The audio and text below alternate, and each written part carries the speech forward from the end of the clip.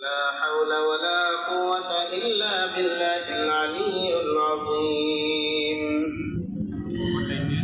حجر में शजर में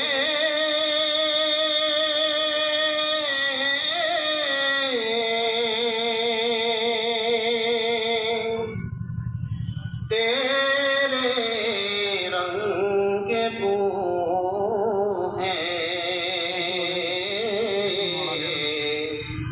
जिधर दिखता हूँ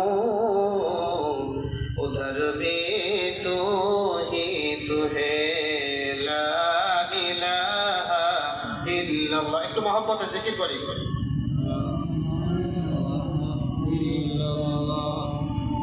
লা ইলাহা ইল্লাল্লাহ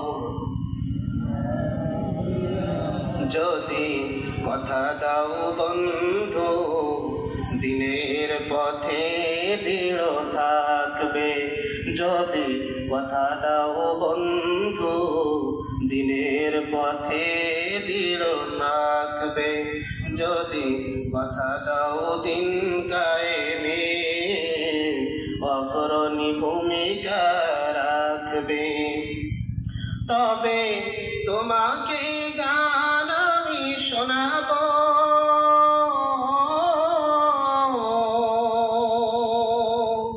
যে গানে হৃদয়টা জাগবে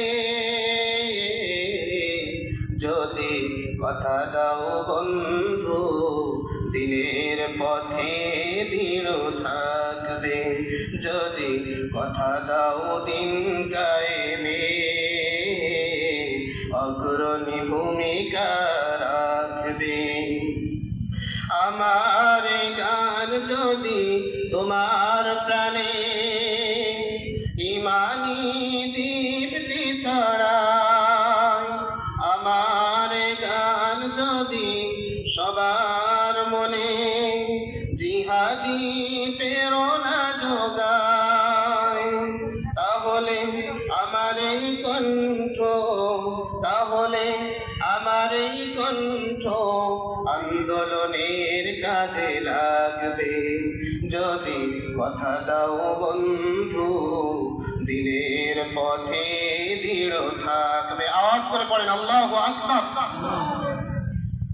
আলহামদুলিল্লাহ আলিপুর খাপাড়া জামে মসজিদের উদ্যোগে আয়োজিত আজকের এই বিশাল তাফসীরুল কোরআন মাহফিলের সম্মানিত সভাপতি জনাব মাস্টার হেলাল উদ্দিন খান সাহেব মাদ্দাজিল্লুহুল আলী আল্লাহ পাক রব্বুল আলামিন সম্মানিত সভাপতি সাহেবকে নেক হায়াত দান করেন সকলে পড়েন আমিন।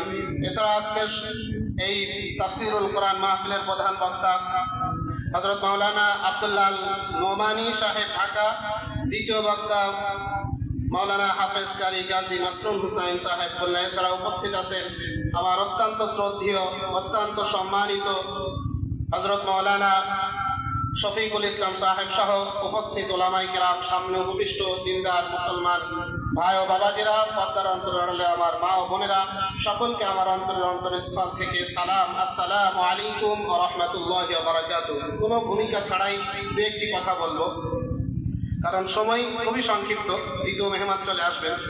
তো দেখেন, আমাদের সময়ও খুবই সংক্ষিপ্ত, আমাদের জীবনের সময় একেবারে অল্প। তো আল্লাহ পাক রব্বুল আলামিন এই অল্প সময়ে আমাদের জন্য বিশাল এক জীবনের কামাই, বিশাল এক জীবনের জন্য এখানে আমাদেরকে কামাই করতে পাঠাইছেন, বাজার করতে পাঠাইছেন। তো সেই কামাই এখান থেকে আমাদেরকে নিয়ে যেতে হবে।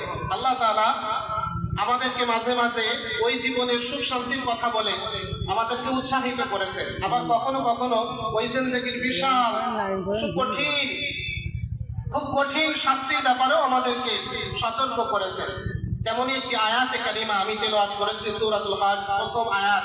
আল্লাহ সুবহানাহু ওয়া তাআলা বলছেন, ইয়া আইয়ুহান নাসু তাকু রাব্বাকুম, হে মানুষ সকল, তোমরা তোমাদের প্রতিপালক, তোমাদের রব, তোমাদের মালিককে ভয় করো। ইন্না যালজালাতাস সাআতি শাইউন আযীম, আর কিয়ামতের প্রকম্পন, কিয়ামতের যে ভয়াবহতা, এটা বিশাল এক ভয়াবহতা। এইটাতে আল্লাহ সুবহানাহু ওয়া তাআলা বোঝাতে চাইছেন যে কিয়ামত সুনির্ধারিত, হিসাব সুনির্দিষ্ট, এটা হবে। সুতরাং সেই দিন যেন আমাদের কান্নাকাটি করা না লাগে, আফসোস করা না লাগে, এই কারণেই আল্লাহ সুবহানাহু ওয়া তাআলা আমাদেরকে সতর্ক করেছেন। তো বান্দা যেন কান্নাকাটি না করে, আফসোস না করে, কারণ সেখানকার আফসোস চিরদিনের কান্নার কারণ। তো বান্দা কয়েকটি কারণে আল্লাহ রাব্বুল আলামিনের সামনে কান্নাকাটি করবে, আফসোস করবে। আল্লাহ তাআলা কোরআনে কারীমের মধ্যে সেগুলো নোট করেছেন। কিয়ামত পর্যন্ত যেন সমস্ত মানুষ এই বিষয়গুলো থেকে নিজেকে উতরায় নিতে পারে, নিজেকে বাঁচিয়ে নিতে পারে। আমি কি কয়েকটি শোনাবো আপনাদেরকে? কোরআনের সেই বাণী আপনাদেরকে কয়েকটা শোনাবো ইনশাআল্লাহ। আল্লাহ তৌফিক দান করেন। তো আল্লাহ সুবহানাহু ওয়া তাআলা কোরআনুল কারীমের 30 নম্বর পারায় সূরা নাবার একেবারে শেষ আয়াতে আল্লাহ সুবহানাহু ওয়া তাআলা বলেন, বান্দার প্রথম কান্নার কারণ হবে গুনাহগার কাফের বান্দা যখন রব্বুল আলামিনের সামনে দাঁড়িয়ে যাবে, যখন কঠিন আযাবের সম্মুখীন সে হবে, তখন আল্লাহ তাআলাকে ডেকে ডেকে সে আফসোসের কথাগুলো শোনাবে। আল্লাহকে ডেকে ডেকে বলবে, মাওলা ইয়াকুলুল কাফিরু ইয়া লাইতানি কুনতু তুরাবা। রব্বুল আলামিন, আয় আল্লাহ, আমাকে যদি তুমি মানুষ না বানিয়ে যদি মাটি বানাইতা, যদি মানুষ না হয়ে মাটি হয়ে যেতাম, তাহলে আজকে তোমার সামনে আসামির কাঠগড়ায় আমাকে দাঁড়াতে হতো না। আল্লাহ, আজকের এই কঠিন পরিস্থিতিতে তোমার সামনে আসামির বেশে আমাকে দাঁড়াতে হতো না, কারণ আমি দুনিয়াতে তোমার বিধানকে মানি নাই, তোমার বিধানকে লঙ্ঘন করেছি। আল্লাহর সামনে বান্দা প্রথম নম্বর আফসোস করবে, আল্লাহ, আমি মানুষ না হয়ে যদি মাটি হয়ে যেতাম, তাহলে তোমার সামনে আজকে হিসাব দেওয়ার জন্য আমাকে দাঁড়াতে হতো না। বান্দার 2 নম্বর আফসোস হবে, ইয়া লাইতানি কদ্দামতু লিহায়াতি। আল্লাহ, যদি দুনিয়ার জিন্দেগি থেকে আজকের এই মহা